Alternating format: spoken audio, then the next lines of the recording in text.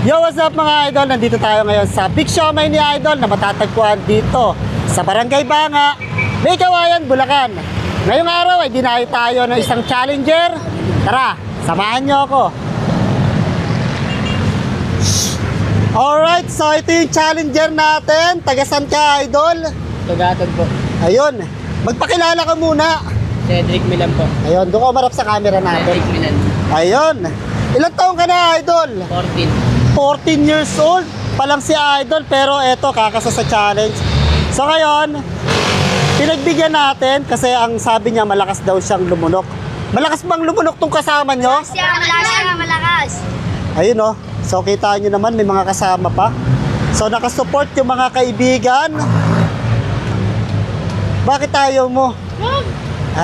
Ayaw niyang sabihin na ano, na siya yung girlfriend. Ayaw niya ipasabi. Okay. Ang mechanics natin, uubusin mo yung isang piraso ng Java rice at 3 piraso ng siomai sa loob ng 1 minuto. Kapag naubos mo yan, meron kang 300 pesos.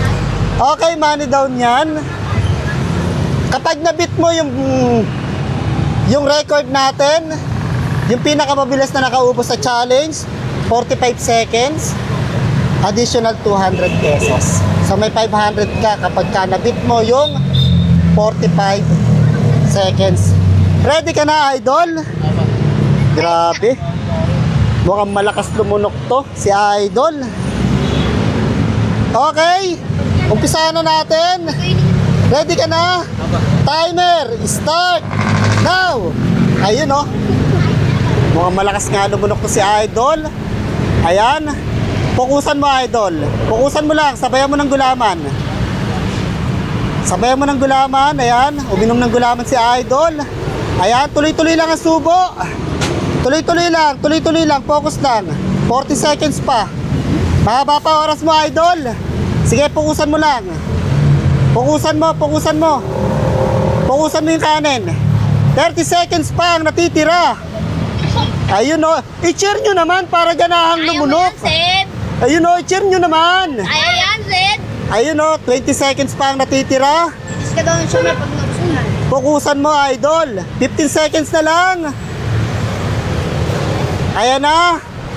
10, 9, 8, 7, 6, 5, 4, 3, 2, 1. Time's up, Idol.